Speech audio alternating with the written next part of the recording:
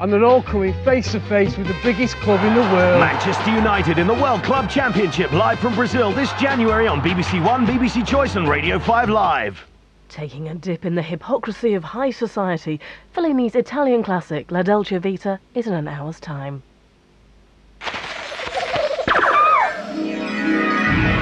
First, profiling the original girl power. This is BBC Two in widescreen. You only had to hear 3 notes. You knew it was her. You know, it's a great thing about a singer, when you can spot them like that. The look of love is in. Part of her attraction was that she was a white girl who could sing that fabulous black R&B music, and it crossed over, because that's what I loved.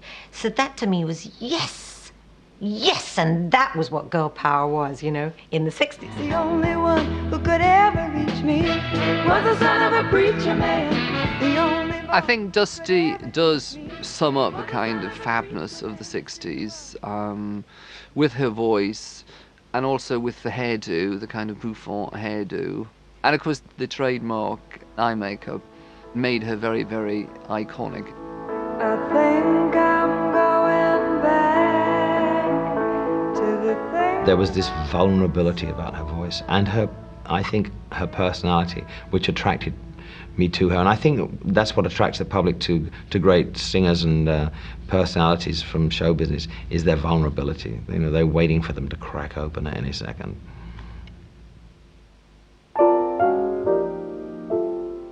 Dusty Springfield, that's a pretty name, it even sounds like a game.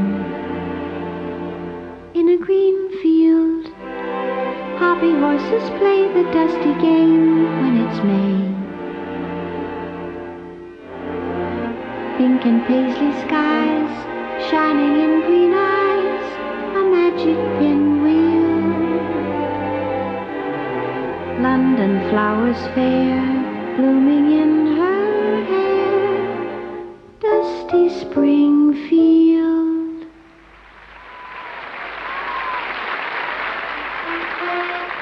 Thank you very much.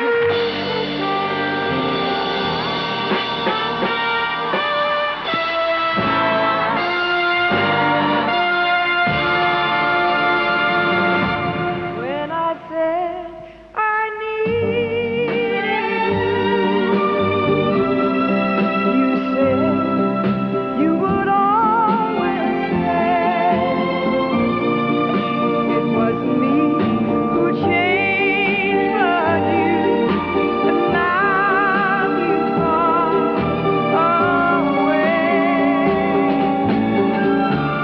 Don't you see that now you've gone, and I'm left here on my own? That I Since the death of Dusty Springfield in March 1999, just short of her 60th birthday, fans and musicians have continued to celebrate one of Britain's greatest ever singers. just be close and you don't have to stay. Born Mary Isabel Catherine O'Brien to Anglo-Irish-Scottish parents, she became the original 60s Brit girl, the so-called white negress, a gay icon, a diva. I'll never tire Till I do, all I see is Over a career spanning 4 decades, Dusty's glamorous image was to be as much her hallmark as her voice, but it masked a deeply private person. Dusty herself was torn between 2 different characters, Mary O'Brien, the plain, insecure redhead, and Dusty Springfield, the star she created. A household name, she both invited attention and shunned it. This is the story of the Dusty we thought we knew.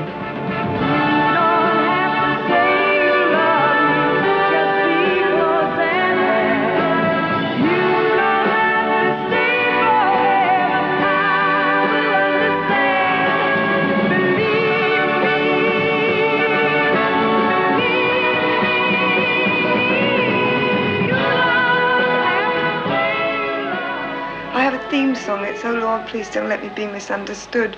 It's absolutely, I'm the most misquoted and misunderstood person I know, really, honest. Here she comes, here she comes. Dusty hated work of any sort, so she hated singing, she hated performing. Motivation was money. It was a means to an end. It was the only thing she could think of that she could do to make any money, you know, and so she had to sing. See all her face there. I think she sang because she needed to be loved for who she was, and she was never sure. She didn't trust herself, and she didn't trust anybody, and she never trusted her own ability to sing and to move and to touch people. I'm looking for someone of the gentle kind, knowing the looks can lie. Basically, she was very shy. On stage, I don't know what happened to her because she became another person. I'd see her before she went on. She used to go red all the way down here with sheer panic about getting on in front of the audience. She couldn't find things. She'd be nervous, she'd be tripping over, you know, is this right, is that right, have I got this, have I got that? She'd walk on the stage and there was the star. Look at her now, she needs love so much more somehow. She used to call him somebody else. I mean, Dusty was Dusty Springfield, and she was Mary O'Brien. You know, there was two people. I mean, she transformed as soon as the fingernails went on and the hair was done and everything. That was Dusty. And she became Dusty then, and she was definitely two people.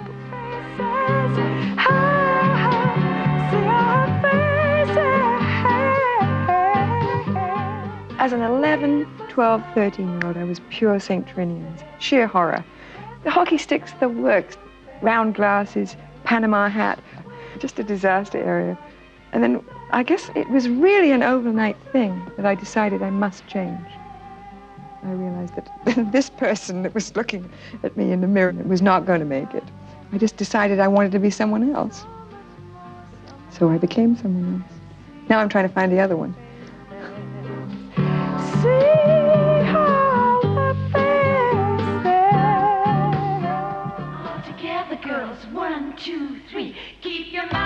At convent school, Dusty shocked the nuns by declaring she wanted to be a blues singer. After playing the London folk clubs with her brother Tom, the 19-year-old Dusty joined vocal harmony trio, the Lana Sisters. Magic color of the moonlight. Let my baby know I miss him. Let him know I long to kiss him. Jimmy. Not again. Silver threads and golden needles cannot mend. In 1960, Dusty rejoined her brother Tom to form the Springfields. Third member Tim Field was replaced in 1962 by Mike Hurst, in time for their biggest British hit, Island of Dreams.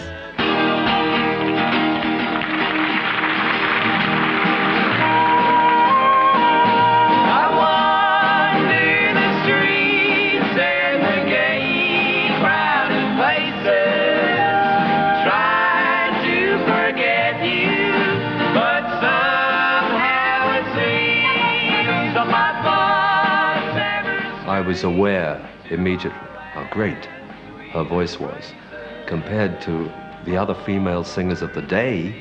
1962-63, quality of her voice was unique.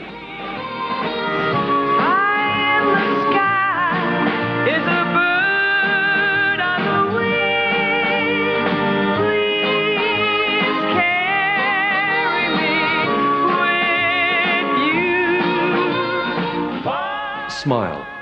I mean, that was the whole thing. I mean, Tom used to say all the time, just smile. And he hated it anyway, but he had this sort of fixed smile on his face, and it never left his face, it never changed. So that's the way it was. It was very, very MOR, very cabaret. And that isn't what Dusty wanted. Song that you can't resist. Que bonita maraca bamba, ay la maraca bamba, round and round inside your brain. Que bonita maraca bamba, ay la maraca bamba. Come on now, we're gonna sing again. Que bonita maraca bamba, ay la maraca bamba, bamba, bamba, ay la maraca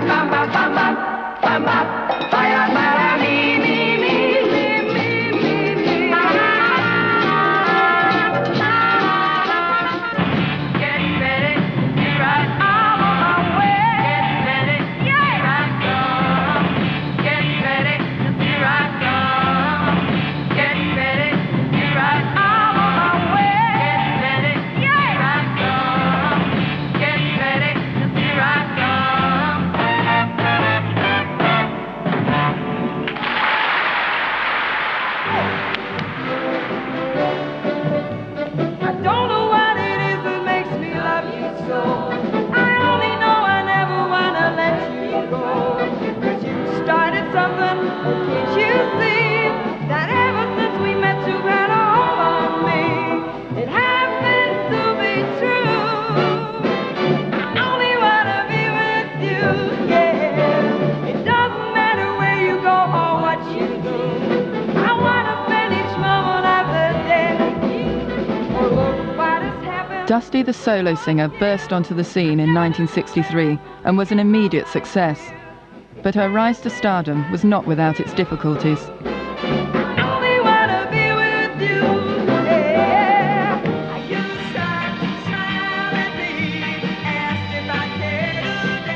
Dusty Springfield, this is somebody else, you know. Basically, I'm quite a shy person, so to sort of take on the mantle of a performer is not an easy act. She had to go on stage and be this big, strong, strappy woman who had so much power and could stand up on stage and captivate thousands of people. But then when she would go home and close the door, she was that scared little girl, because that's basically what she was. I mean, I identified with her in that situation. She was very, very insecure about the way she looked. Had very great self-doubt. But that sometimes makes a great artist, that insecurity and that. People think, the glamorous Dusty that they saw on television, but that wasn't probably the real her at all.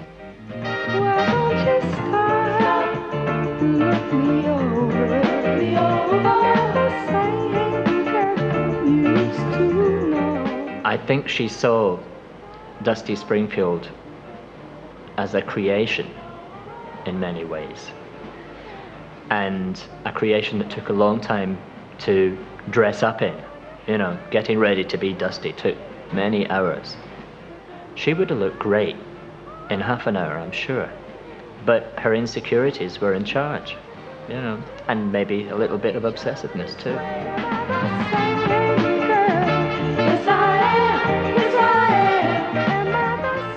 She really went through it to be beautiful, because she was small. She was only, 5'3", so to have to wear high heels, but not too high, because she didn't want to look stupid walking around in really spiky heels. And this hair piled up, and people said, does she ever take the makeup off?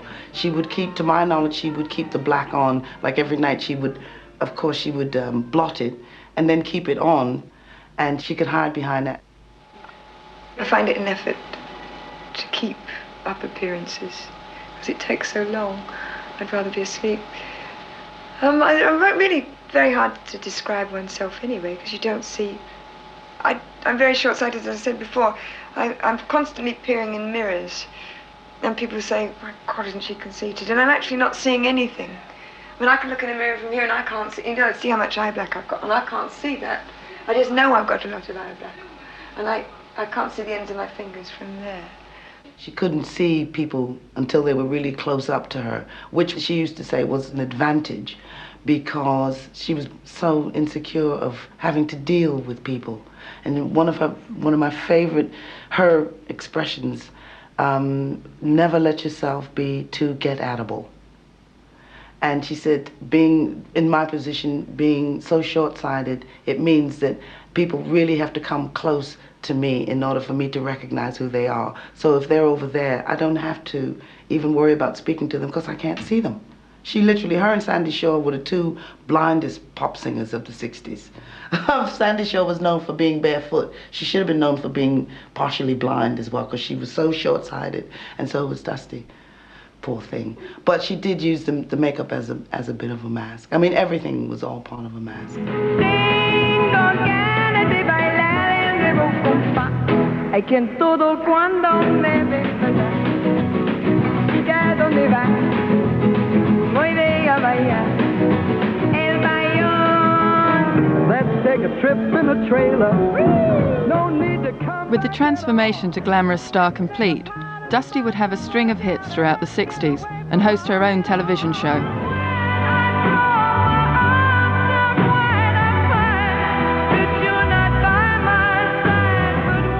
She seemed to be able to sing anything whilst remaining distinctively Dusty.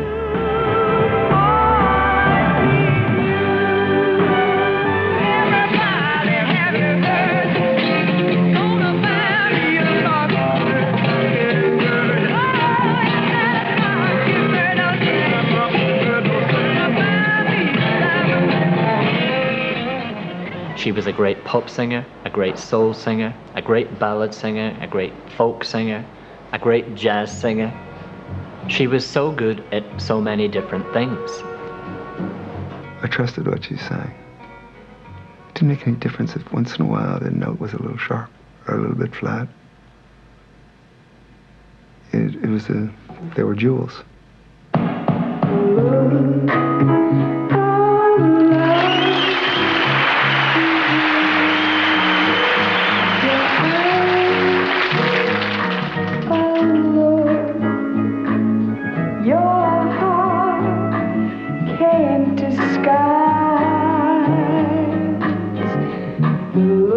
I love the way Dusty sang the Little Row. It just was smoky. It was sexy. It was restrained. It was held in check, but underneath it was smoldering. You know, it was just on fire. It's just so much romance and passion and coolness too, you know.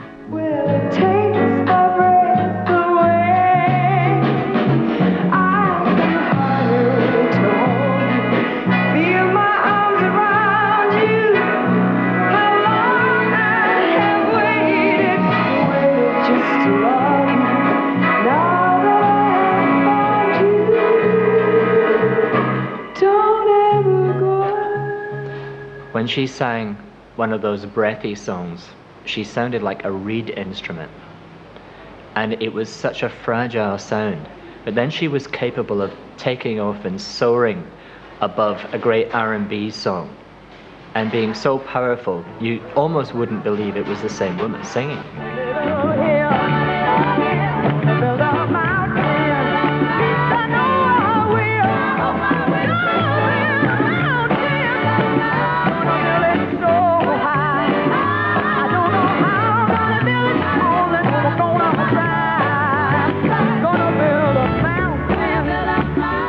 Dubbed the Queen of Blue-Eyed Soul, Dusty was often assumed to be black by those who had heard but not seen her. She sometimes admitted to feeling like an imposter, but with a few exceptions, black musicians welcomed and respected her. She was a tireless promoter of black music, whether hosting the cutting-edge television show Ready, Steady, Go, or covering soul and Motown songs on her own show.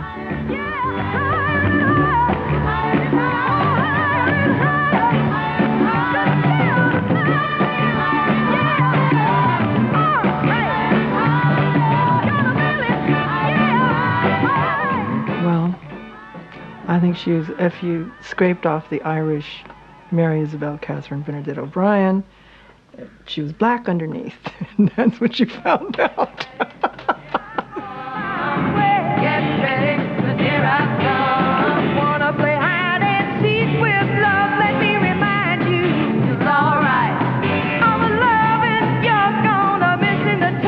Before Dusty, all British female singers really were still living in the 50s. Dusty changed it virtually overnight.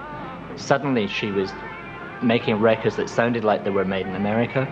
She was singing like an American, but it didn't sound like an impression. It was the real thing.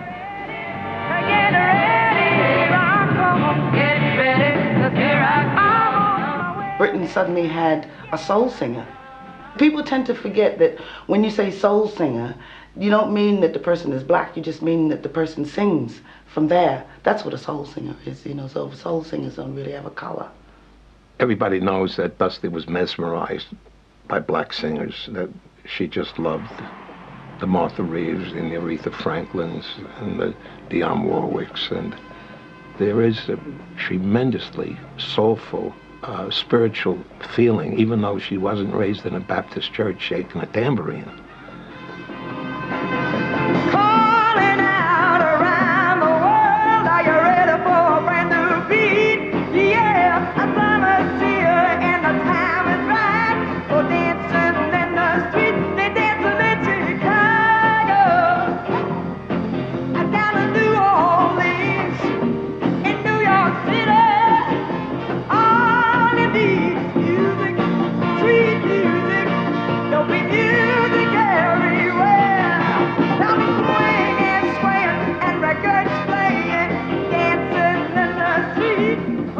other ladies who embraced our music and did cover versions. There was Cilla Black, there was Petula Clark, and there was Lulu of the Lovers that I can remember clearly doing our songs. However, Dusty was the one who got into the music and actually did cover versions and glorified the music. She was in awe of us, and we were in awe of her.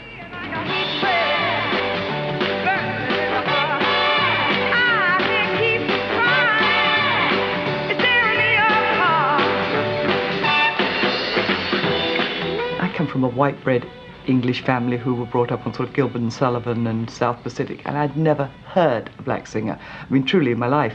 And so Dusty was suddenly playing me these incredible black soul records, and I just went balmy, loved them. And over the course of Ready Steady, I had the opportunity obviously to book who I wanted, so I would book Otis Redding, Ike and Tina Turner, James Brown, and the Motown. We would play their records, and none of them had been to England, and they put together a Motown review. And so we did a special, and Dusty hosted it. Wishing and hoping and thinking and praying. She welcomed Smokey, and I think the Supremes weren't even heard of at that particular time. The Temptations with My Girl, oh, they were the stars of the show, if you ask me. Stevie Wonder did Fingertips, and we presented a very good show. The thrill of it all was singing the duet with Dusty. Wishing and hoping, and I think our voices blended so well. That was really a thrill. We were friends since then.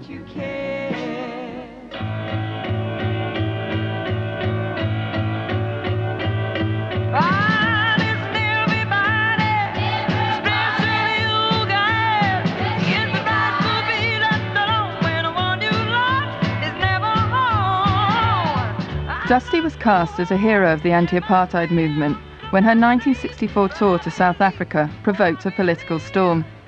Her contract stated she would play only to mixed audiences. Confronted with a sea of all white faces at a concert, Dusty rebelled. She was forced to abandon the tour and return home.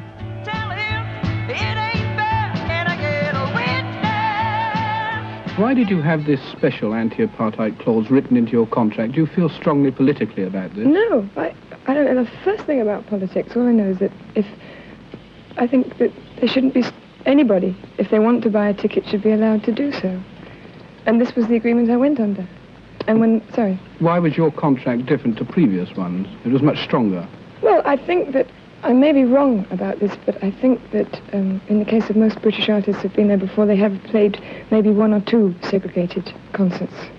And I didn't particularly want to do that. Can I get a witness? I want a witness.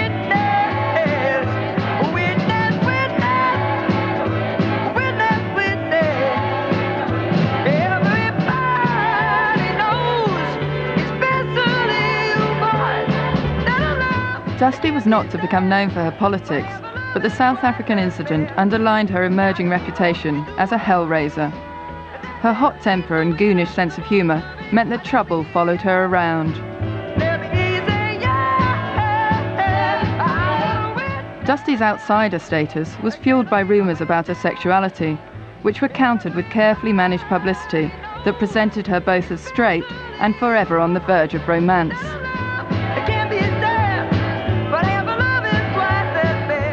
The flip side of success for Dusty was a punishing schedule of touring and recording, and right from the early days she suffered from nervous exhaustion.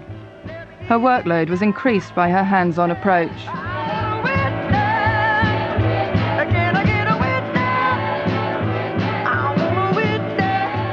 I would see Dusty actually, take charge, and I think people were not always happy about the fact that she was adamant about what she wanted and what she, I've kind of got a bit more like that now, But I admired that in her, and I loved that. I saw it as feisty, and it's not awkward at all.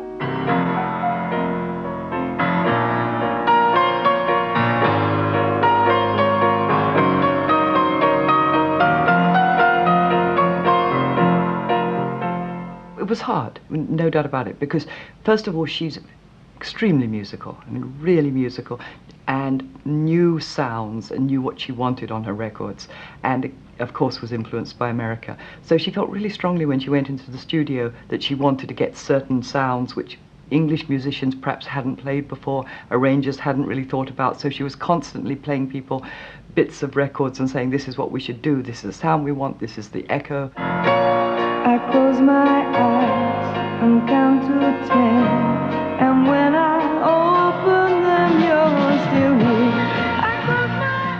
She would like for the bass player to use his finger to play and not a plectrum, because that's what she had seen in America. Little things that don't mean anything to most people were really important to her. But when she brought them over to the UK, a lot of musicians didn't like that.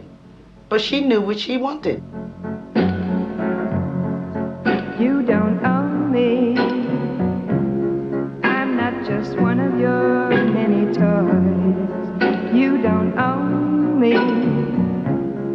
People never give women credit for knowing that they can get it, and Dusty really did. And in fairness, Johnny Franz, who was the producer, was excellent. I mean, he was older, and he was more than happy to sit back, put his feet up, and smoke his cigar, and let her get on with it. And don't tell me what to do, and don't tell me what to say.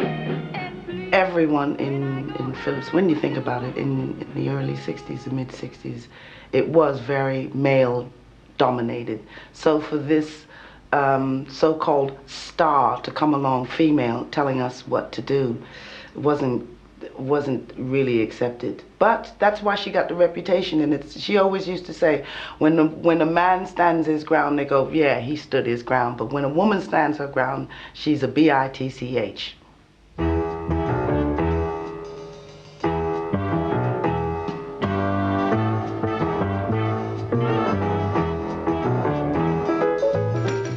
I think my first consciousness of Dusty Springfield was driving to work one day in 1965 from Long Island into our Atlantic Records office in Manhattan, and I had the radio on, of course, and here comes this beautiful voice, and I hadn't heard it before, and it was mesmerizing. If I remember, the song I heard on the radio that day was Some of You Loving. Her voice really struck me, and I knew that this was somebody very special. I know a man likes to feel that he's been around before he decides to settle down. I've no doubt someday you're gonna feel that way too. But baby, just remember, until you do, gotta give me some of your loving. You gotta give me some of your loving. Now I'm not a greedy girl, I don't need the world. Give me some of your loving. You got. Attracted by Jerry Wexler's work with artists like Ray Charles and Aretha Franklin, Dusty teamed up with the legendary producer to make her next album, the classic Dusty in Memphis. But it was to be a rocky road.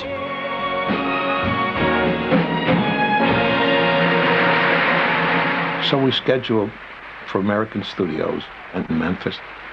The band was brilliant, but much to my dismay, Dusty absolutely would not sing a note. I don't know how many days we spent in Memphis. Probably was about 2 weeks. She just wouldn't sing.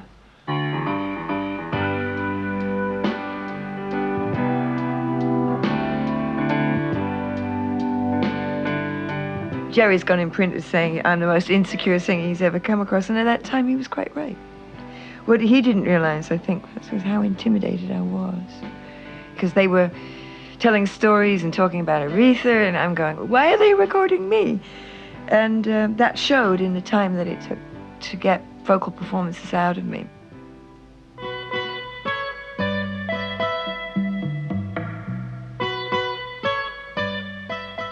We ended up in New York in a hired studio on 57th Street. And that's where we did the vocals. And there were just Arif, Tom Dowd, and myself in there to work with her. And there was one During one song, I had to duck a flying ashtray. I haven't told that before. I don't think I put it down. Don't forget about me now, baby. Dusty had the stigmata of perfectibility. So when she did perform, she was afraid to let it go because her standards were so high and it might not come out exactly right. Just a little loving early in the morning. There was an element in me that often thought I was a sham anyway. It took a lot to break that down, that critic in me. And they did it. I mean, they got it out of me somehow or other.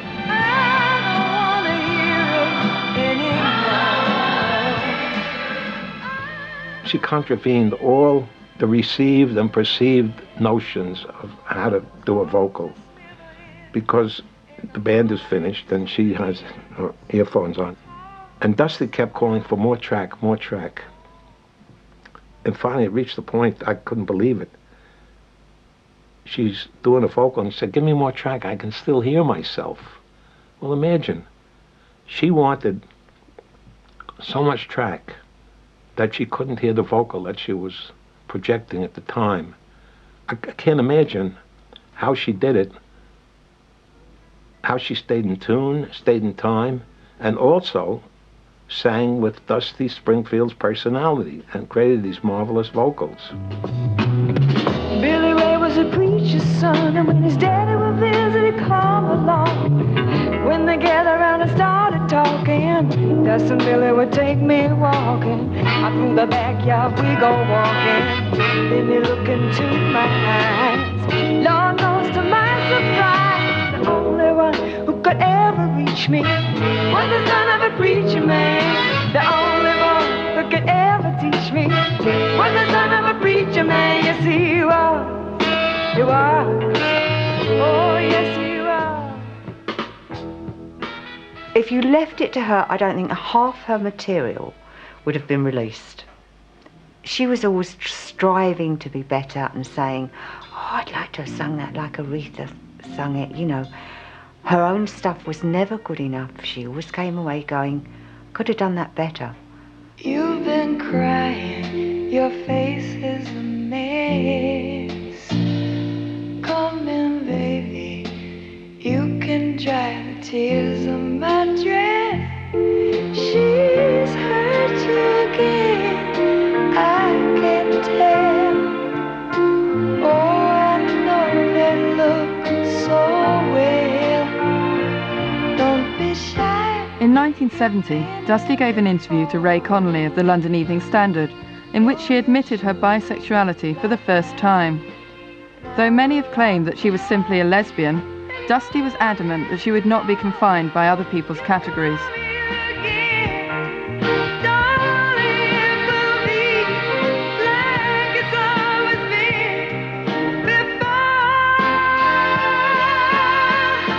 Come on over here, breakfast there, and a kiss of three. You don't have to say you love me, breakfast there. I always felt that the whole gay scene was very open. I mean, there was never any problem with it. For non-stars, it was absolutely fine. But I think for the business, nothing's changed. It's just the same today. I mean, I think there are a lot of people who don't announce their sexuality because it's not good for business. Although she has gone public on 2 or 3 occasions, I sometimes had the impression that she wished she hadn't. And although I actually believe she would have been a happier person if she had been absolutely clear and gotten the subject out of the way, she obviously couldn't do it for whatever reason. And I think that was a pity. I think maybe if she did find out she was bisexual, I think she would have thought, oh, that's against my religion. And I think maybe that's why she became a lapsed Catholic. And I think it made her more introvert about it. She always felt guilty. She always felt guilty. Well, I don't know if she would have been as brave as Ellen DeGeneres, but she certainly was as outrageous, or would like to have been, I think, as outrageous as Madonna on occasion has been. I think the outrageousness of certain people really appealed to her.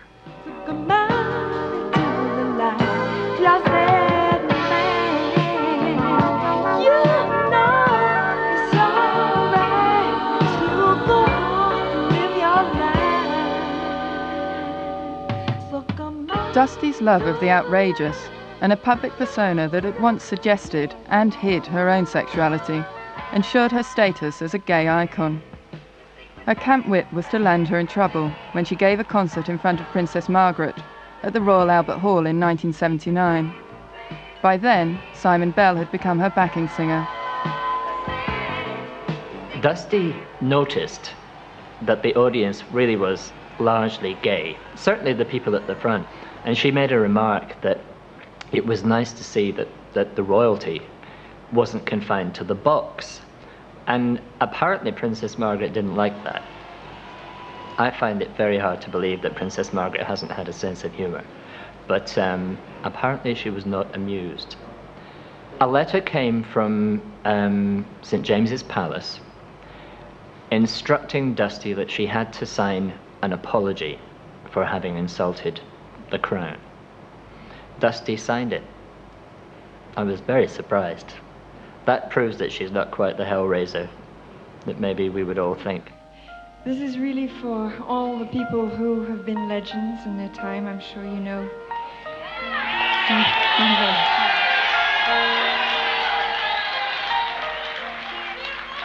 Sometimes the ladies that I'm speaking of give too much of themselves, sometimes not enough. This song is really for all those people, all those women, no matter where they are. She was a great dramatic singer, you know, so she fitted into the mold drawn by Judy Garland. And later, when she wasn't at her peak vocally, there was always that element, was she going to make it or not, which was again drawing on the same source as Judy. So it was easy to see why she was going to be a gay icon, you know.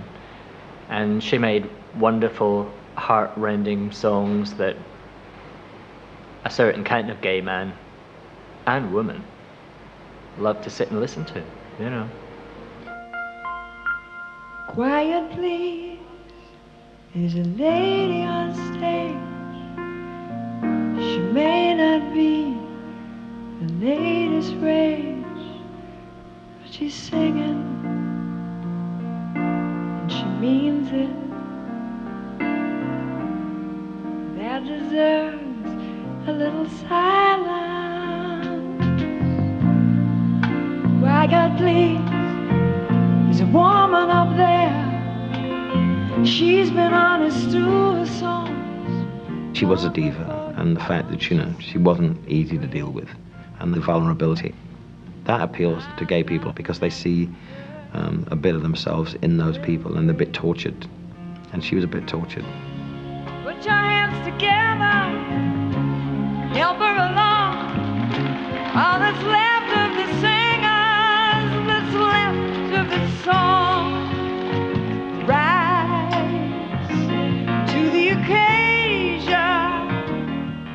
There was two things made Dusty a gay icon. I mean, firstly, the music, and then, of course, the look. You know, Dusty made some remark in the 1980s. She said, well, I must be getting popular again because the drag queens are doing me. And she really liked that, by the way. She was just camp. That's what attracted them.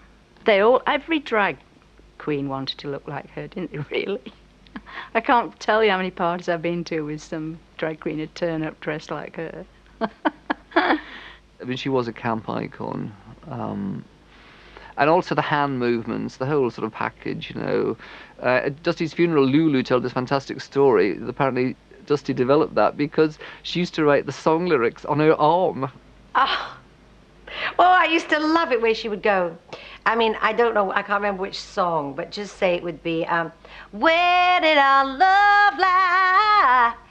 In the middle of nowhere. Because she'd like forget the next, that's probably not a good example, but she would have the words written up her arms, she'd have them all over her hands, there was pen, ink everywhere. And, you know, because she'd also forget, she'd forget lines and things like that, which we all do, but hers was so obvious, but she turned it into a kind of this was her movement, where did our love lie? And she'd do that. And of course, because she was partly blind, she'd have to go right up to her nose. So if I give up, moving out of town, pack it up, moving out of town, I'm not chained, I'm no longer bound. So if I give up. Dusty had left England at the start of the 70s. Her sales were dropping. She had a horror of ending up on the nostalgia circuit, and she wanted to escape the prying into her sexuality. With her enduring love of both the American pop scene and Hollywood movies, Dusty felt the time had come to pursue her American dreams. All about you, the medieval. She got an American manager who said he could do this, he could do that. But when she got there, what she found was they had no idea what type of artist she was. They thought she was somebody like another Peggy Lee who sat down at the piano or had a pianist there and just sang over the chink of glasses in the nightclub. Well, of course, that wasn't Dusty at all. That wasn't her scene. She's a sweetheart, except when she's moody. It's hard to get through to her then. I think because she'd been so big in England and it had been relatively easy, and I think she thought that that was going to happen in America, and she was inherently lazy, and when it didn't happen immediately, I think she just went, shit, you know, this isn't so easy, I'm going to try and find another way. And you know how time goes, you think you've got all the time in the world and you really don't, and suddenly, you know, it's too late for that. She might take a drink with the housework, or when Michael's get late at the shop, a martini or two before dinner, but she always knows when to stop. I think what went wrong was a combination. I think, yes, it was bad management, but I also think it was simple. It was the drugs and the drink. I mean, she was impossible.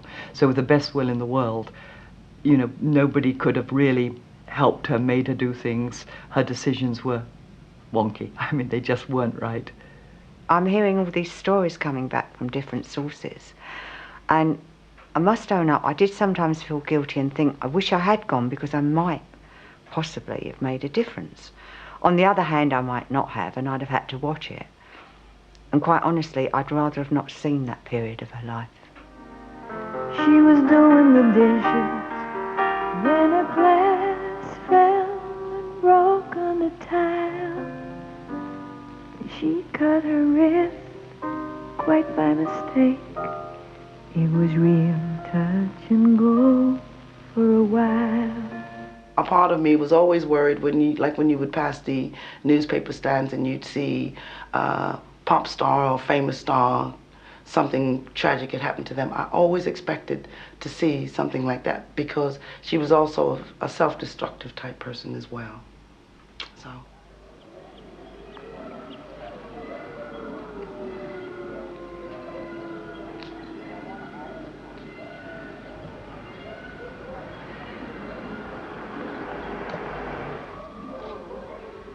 In the hills above Los Angeles, the wildlife way station takes in abused and neglected animals.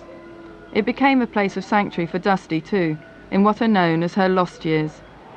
After her albums of the early 70s met with indifference, she mostly dropped out of the music scene for several years and turned her attention to the women's tennis circuit and the Beverly Hills party circuit. Increasingly depressed, she attempted to replace the highs of stardom with alcohol, mandrax and cocaine. Eventually, she attempted suicide several times.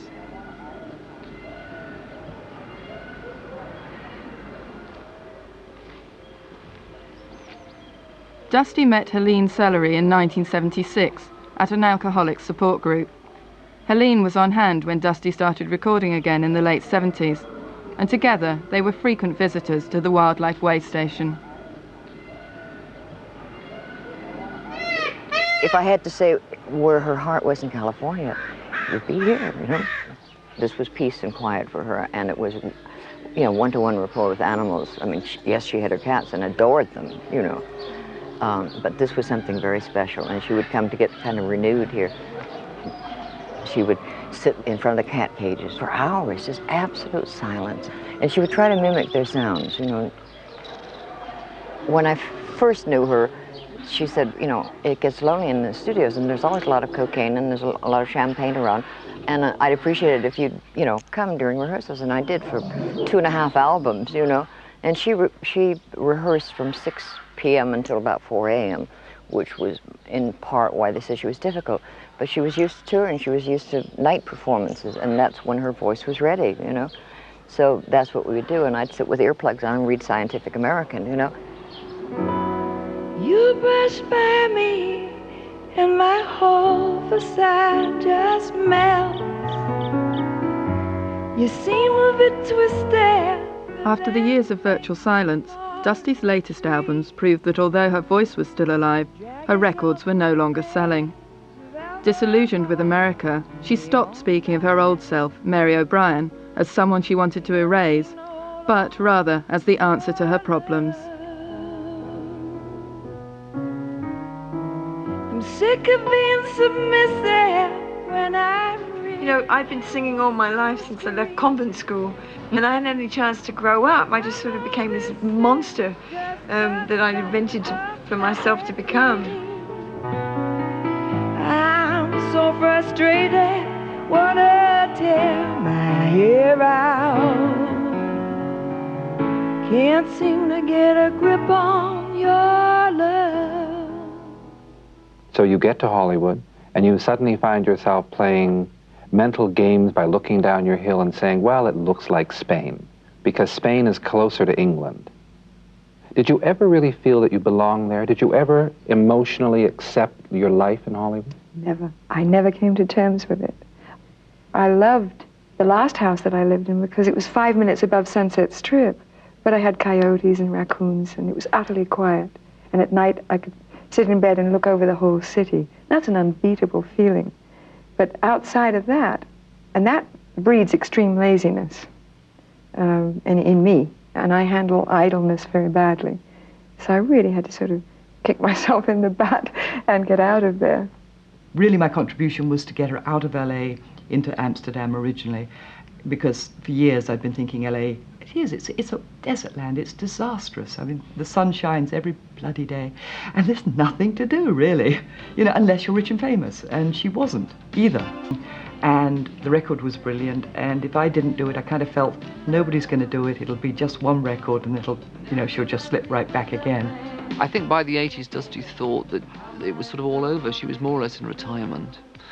And then we did this record with her, What Would It Deserve This? And it was such a big hit. It's quite remarkable to think now. I mean, it was #2 in America, and it was #2 in Britain. In fact, it was #1 in the sales chart in America, in fact. So suddenly she realized it wasn't all over, that she could be back, and she really took that very, very seriously. Because the next thing she did was when we said a year later, do you want to do this song for this film Scandal? Because it was set in 1963, and Dusty was around then, and then she was around in the late 80s as well, so it seemed very resonant to get her to do it.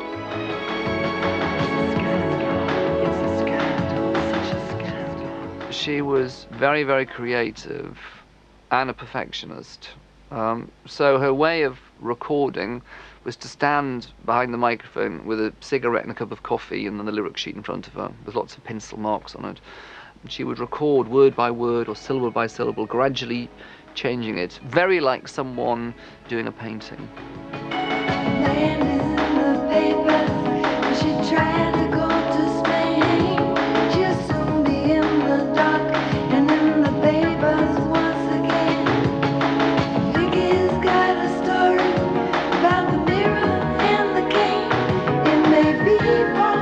So every verse and every chorus, the melody line would be changed slightly, and then the last chorus would suddenly go through the ceiling.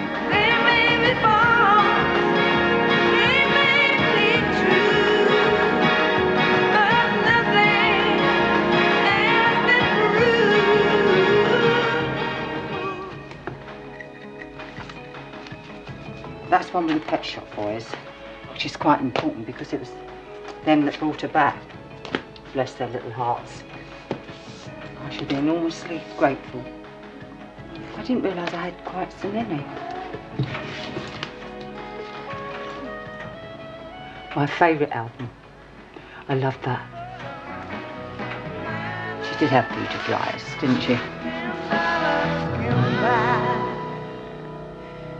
Tell me where is a woman to go when she's feeling love and all she wants to do is feel a little better. In 1994, soon after the completion of the Nashville recorded album A Very Fine Love, Dusty was diagnosed with breast cancer. She had only ever allowed her closest friends to see her out of character and without the makeup. She saw no reason now to challenge the fans' image of Dusty Springfield. She retreated to the Berkshire countryside, away from the public gaze.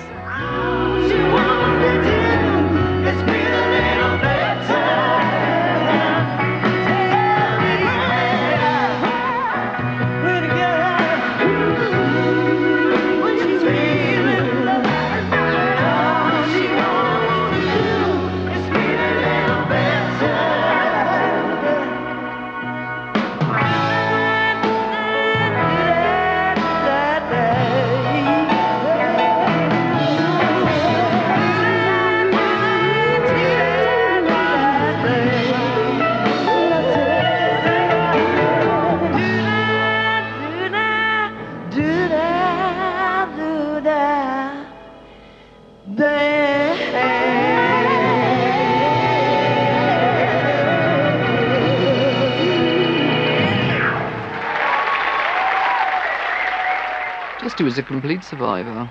I mean, you know, she lived to be nearly 60, and her life was just simply wasn't tragic. And I think when she died, she was on an up, really.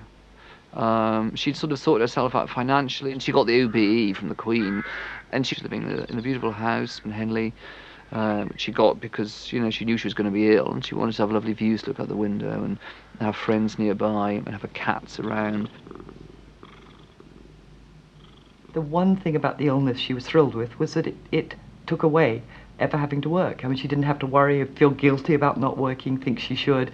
You know, that was gone then.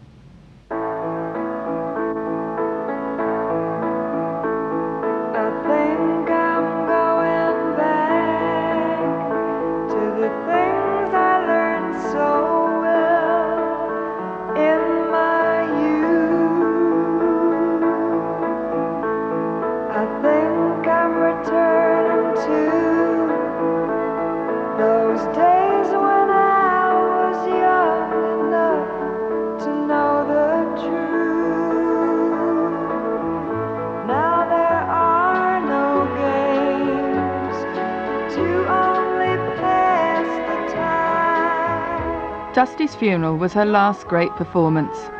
She planned the horses and carriage, stopped the traffic in Henley, just as she had wanted to, and received a standing ovation as her coffin left the church to the strains of Going Back.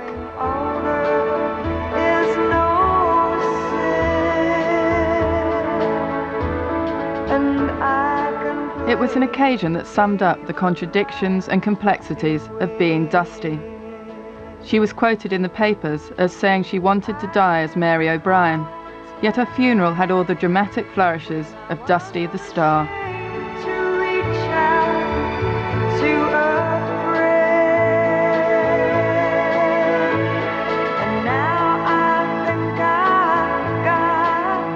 The Dusty I saw was probably different too. She was different with different people. I mean, she would definitely put on a face, she could be charming, and she could be an absolute pain in the ass. Mary was a nice person. Dusty had to be Dusty.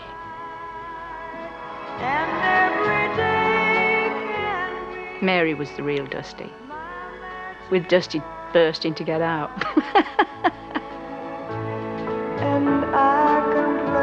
It's very easy to decide there were two people, Mary and Dusty, but they were the one person.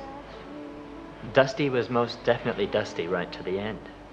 I'm going back.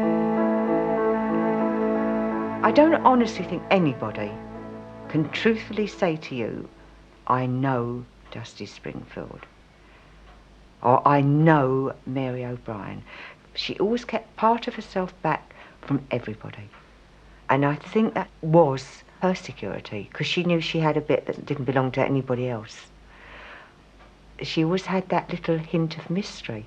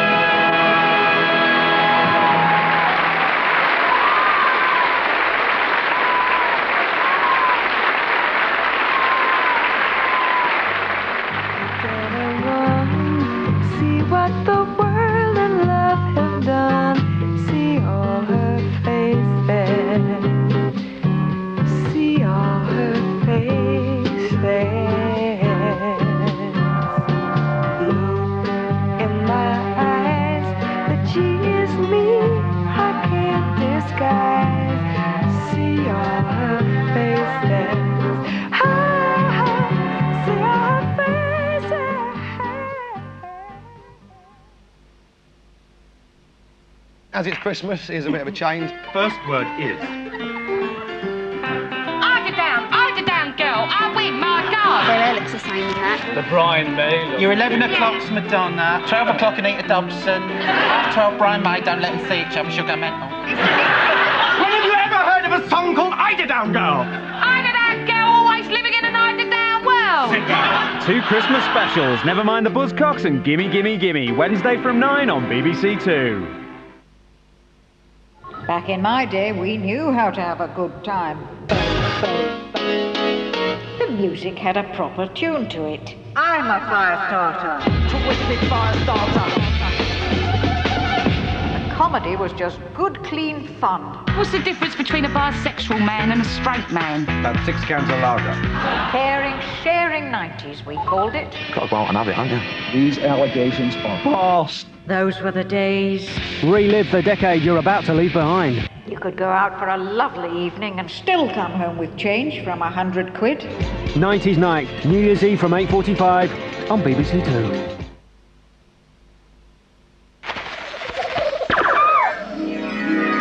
Fellini's landmark film of the 60s now on BBC Two.